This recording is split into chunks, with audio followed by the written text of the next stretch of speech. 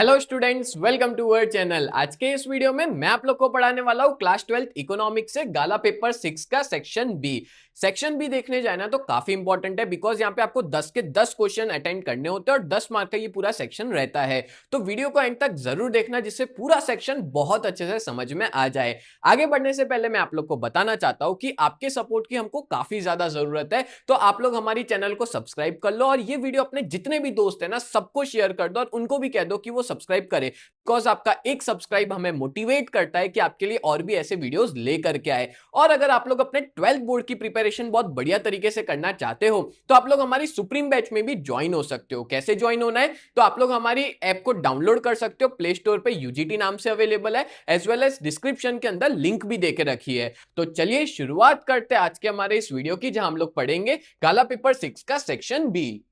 तो section B का question पहला क्या देके रखा है, 21 नंबर का है। Mention the full form of NSSO and CMI. तो देखो ये जो फुल फॉर्म होता है ना वो याद रखने काफी ज्यादा जरूरी है। तो एनएसएसओ का फुल फॉर्म होता है नेशनल सैंपल सर्वे ऑर्गेनाइजेशन और सीएमआई का फुल फॉर्म होता है centre for monetary Indian economy. तो ये दोनों फुल फॉर्म आप बढ़िया तरीके से याद रख लेना, ठीक है। नेक्स्ट आगे बात करें तो economic growth refers to growth rate of national income, which economist give this definition. तो ये तो बहुत ईजी है, ये जो डेफिनेशन है ना वो प्रोफेसर हेंसन ने दी है। अब एग्जाम के अंदर आप ऐसा मत करना कि सिर्फ और सिर्फ प्रोफेसर हेंसन लिख के आ गए, आपको पूरा स्टेटमेंट लिखना पड़ेगा कि professor Hansen give this definition of economic growth refers to growth rate of national income, तब जाके एक मार्क आपको पूरा मिलेगा, ठीक है। तो ये लिखना कंपलसरी है। क्वेश्चन तो हम लोग लिखते ही नहीं है, बट आंसर में इतना तो आप लोग जरूर लिख के आना, ठीक है। और प्रोफेसर हेंसन के नीचे ना अंडरलाइन कर लेना पेंसिल से या ब्लैक पेन से, तो आपको क्या है मार्क्स अच्छे मिले, क्योंकि चेकर को हाईलाइट होता है कि आपको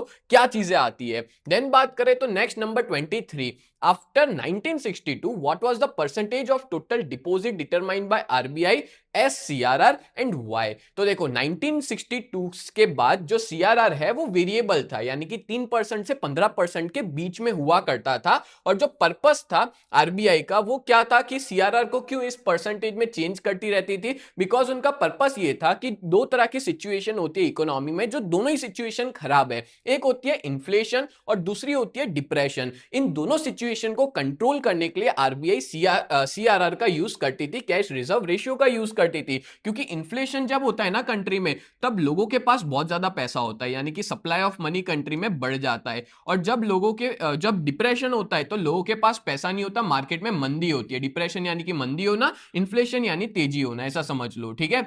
तो सप्लाई ऑफ मनी बहुत कम होता है, तो ये दोनों ही सिचुएशन खराब है। तो जो आरबीआई है वो चाहती है कि इस सिचुएशन को स्टेबल करे, इस वजह से मॉनेटरी पॉलिसी का भी हिस्सा है, ठीक है। इसलिए इसको स्टेबलाइजेशन पॉलिसी भी अपने कहते हैं। बट ज्यादा दिमाग मत दौड़ाओ, बस इतना याद रखो कि 1962 के बाद जो सीआरआर है ना वो 3 to 15% रहा था, और उसको हम लोग यूज करते थे इन्फ्लेशन और डिप्रेशन को कंट्रोल करने के लिए। बोलो क्लियर हो गया। नेक्स्ट आगे बात करें तो question number 24, what is called schedule bank and which bank are included in it. तो देखो कोई भी ऐसी कंपनी जो लिस्टेड है second schedule of RBI act 1934 के तहत, तो उसको शेड्यूल बैंक कहा जाता है। मतलब हर वो बैंक जो आरबीआई के अंडर रजिस्टर्ड है, वो सारी बैंक को हम लोग क्या कहेंगे, शेड्यूल्ड बैंक कहेंगे। दूसरी बात करें तो इसमें कौन सी बैंक आती है, तो याद रखना हर एक तरह की कमर्शियल और कोऑपरेटिव बैंक्स इसके अंदर इंक्लूड होती है। क्लियर। नेक्स्ट आगे बात करें तो number 25, what is an absolute poverty, what is it other name.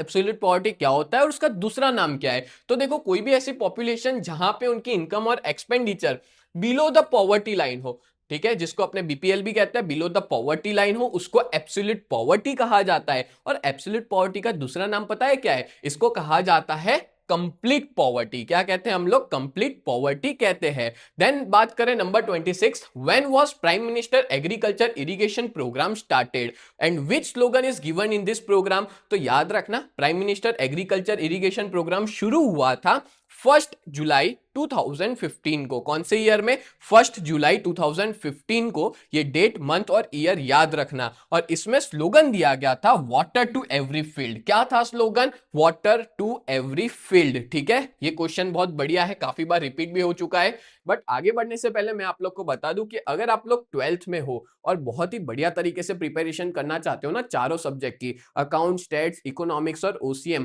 तो आप लोग हमारे इस कोर्स में ज्वाइन हो जाओ, जिसकी प्राइस प्राइस बहुत ही ज्यादा नॉमिनल है, चारों सब्जेक्ट की मिला के 1999 यानी कि 2000 रुपए में चारों सब्जेक्ट मिल जाएंगे। एज वेल एज हमारी बहुत बढ़िया टीम है। कल्पेश सर जो है वो आपको अकाउंट्स पढ़ाएंगे, हेमल सर आपको स्टैटिस्टिक्स पढ़ाएंगे और मैं आप लोग को इकोनॉमिक्स और ओसीएम पढ़ाऊंगा। और सच बता रहा हूं इसमें काफी बच्चे जुड़ चुके हैं, काफी बच्चे ज्वाइन हो चुके हैं। अगर आप अच्छा रिजल्ट चाहते हो तो इसमें अगर ज्वाइन होते हो ना तो सच में बहुत बढ़िया रिजल्ट आएगा। आपको हर एक चैप्टर्स के रिकॉर्डेड वीडियोस मिलेंगे, आप वहां पे टेस्ट दे पाओगे, मतलब टेस्ट सीरीज अवेलेबल है, एमसीक्यूज के फॉर्म में आप अलग अलग टेस्ट दे पाओगे। एज वेल एज आपको वहां पे काफी सारा स्टडी मटेरियल मिलेगा जो आपके बोर्ड की एग्जाम में काफी हेल्पफुल रहेगा। और मैं मोस्ट इंपॉर्टेंट क्वेश्चन पहले हमारी इस ऐप में लाऊंगा, सुप्रीम बैच में लाऊंगा, जो इस बार बोर्ड में पूछे जाएंगे। ठीक है, most expected most likely questions जो है वो मैं आपको पहले ऐप में दूंगा। तो सच बता रहा हूं आप सब लोग ऐप में जुड़ जाओ। और अगर आप लोग हमारे इस कोर्स के बारे में ज्यादा डिटेल्स चाहते हो तो हमारी वेबसाइट को विजिट कर सकते हो www.ugt.co.in। ठीक है, अगर आप हमारा कांटेक्ट करना चाहते हो तो हमारा ऑफिस का नंबर है 7202012221। ठीक है, इस पे आप हमारा कांटेक्ट कर सकते हो। और अगर आपने हमारी ऐप को डाउनलोड नहीं किया, अगर कैसे ज्वाइन होना है तो बता देता हूँ। ऐप को डाउनलोड कर दो, यूजीटी नाम से आपको प्ले स्टोर पे मिल जाएगी। और अगर आप आईफोन यूजर हो तो आपको उसमें माई इंस्टीट्यूट के नाम से मिलेगी आईफोन के अंदर। ठीक है, तो आप लोग डाउनलोड कर लेना ऐप स्टोर से और उसका जो ORG कोड होगा वो होगा VUGKX। ये अपना ORG कोड है, वो डाल देना तो अपनी ऐप चालू हो जाएगी। ठीक है, चलो आगे बढ़ते हैं। देन देखिए number 27, what is cash crop, give an example of it. Cash crop क्या होता है उसका एग्जांपल देखो। तो मेनली जो भी crops as a raw material use होता है इंडस्ट्री में ना, उनको कैश क्रॉप्स कहा जाता है। जैसे कि कॉफी हो गया, कॉटन हो गया, सुगर केन हो गया, रबर, टोबैको, ये काफी सारे ऐसी प्रोडक्ट्स है जिसको अपने कैश क्रॉप कहते हैं, जो रॉ मटेरियल यूज होती है in the industries. Clear. Next question है, ये थोड़ा अच्छा वाला क्वेश्चन है। ठीक है, when does the value of Indian rupees increases and decreases and what does it affect. तो देखो कब जो इंडियन करेंसी है वो बढ़ती है और कम होती है, तो बहुत डिटेल में और बहुत अच्छे से समझाता हूं। देखो क्या होता है कि जब फॉरेन एक्सचेंज इंक्रीज हो रहा है, क्या इंक्रीज हो रहा है, फॉरेन एक्सचेंज। ठीक है, तो इंडियन रुपीस की वैल्यू जो है ना वो डिक्रीज हो जाएगी। जैसे मान लो कि पहले 80 रुपए था, ठीक है, $1 बराबर कितना था, 80 रुपए, $1 बराबर 80 रुपीज था। अब फॉरेन एक्सचेंज बढ़ा, फॉरेन एक्सचेंज बढ़ा यानी कि 85 रुपीज हो गया। ठीक है, $1 बराबर कितना हो गया, 85। पहले कितना था, 80 था, अब कितना हो गया, 85 हो गया। इसका मतलब क्या हुआ, फॉरेन एक्सचेंज बढ़ा है, डॉलर की वैल्यू बढ़ी है, पर हमारे रुपीस की वैल्यू कम हुई है। ठीक है, जो फॉरेन एक्सचेंज है वो बढ़ा है, उसकी प्राइस बढ़ी है, उसकी वैल्यू बढ़ी है, और अपने इंडियन रुपीस कमजोर हुआ है, क्योंकि अब पहले अपने को $1 लेने के लिए 80 रुपए देने पड़ते थे, अब $1 लेने के लिए 85 रुपीस देने पड़ रहे हैं। तो इसको हम लोग क्या कहेंगे, जो इंडियन करेंसी की वैल्यू है ना वो क्या हो गई है, डिक्रीज हो गई है। क्लियर हुआ। तो यहां पे भी मैंने वही एग्जांपल देखो दे के रखा है, 80 rupees per dollar change to 85 rupees per dollar. Then बात करें तो अगर मान लो इसका उल्टा हो, तो अगर फॉरेन एक्सचेंज जो है वो डिक्रीज हो जाए, ठीक है, क्या हो जाए, डिक्रीज हो जाए, तो इंडियन रुपीस की क्या होगा, तो इंडियन रुपीस की जो वैल्यू है ना वो इंक्रीज हो जाएगी। जैसे आपको एग्जांपल देता हूं, मान लो 80 रुपीज है, ठीक है, प्रति डॉलर, $1 80 रुपए भाव है। अब मान लो फॉरेन एक्सचेंज डिक्रीज हो गया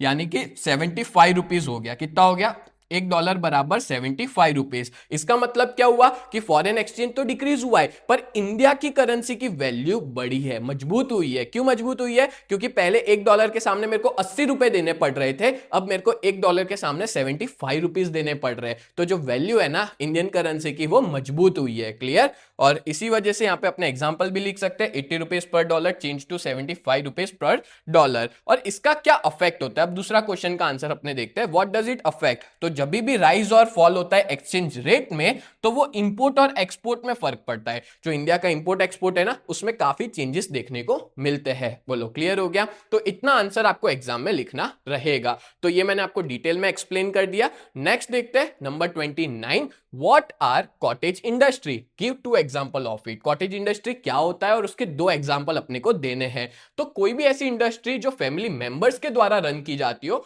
जहां पे बहुत सिंपल इक्विपमेंट्स और इलेक्ट्रिसिटी का ना के बराबर यूज हो, ऐसी इंडस्ट्रीज को अपने कॉटेज इंडस्ट्री कहते हैं। जिसमें अपने एग्जांपल दे दे तो खादी हो गया, पापड़ हो गया, खाखरा हो गया, ऐसी सारी इंडस्ट्रीज को अपने कॉटेज इंडस्ट्री कहते हैं। क्लियर? अब देखो सीधी सी बात है, अगर घर पे बैठ के पापड़ बनाना है तो उसके लिए क्या इन्वेस्टमेंट चाहिए? नहीं चाहिए, ना के बराबर चाहिए। इलेक्ट्रिसिटी का यूज भी नहीं होता, ठीक है? तो हम ऐसी इंडस्ट्रीज को कॉटेज इंडस्ट्री कहते हैं, जो घर, हम लोग ना इसको गृह उद्योग भी कह सकते हैं, घर घर पे चलती है ना वैसी इंडस्ट्रीज को। क्लियर? नेक्स्ट है last question 30, what should be avoided in making leaf paste in Dashparni ark? ठीक है, दशपर्णी अर्क में हमको क्या अवॉइड करना है? तो याद रखना, avoid the use of mechanical tools. जब लीफ पेस्ट हम लोग बनाते हैं तो उसमें हमको मैकेनिकल टूल्स का यूज नहीं करना है, ठीक है? उसको जो मिलाना होता है वो नॉर्मली अपने को हाथ से ही मिलाना रहता है, ठीक है? इसमें मैकेनिकल टूल्स का या कोई मिक्सचर वगैरह का यूज करना नहीं होता। बोलो क्लियर? तो आज के इस वीडियो में मैंने आपको 21 से 30 नंबर के क्वेश्चन समझाए गाला पेपर 6 के, और यहां पे अपना सेक्शन भी फिनिश होता है।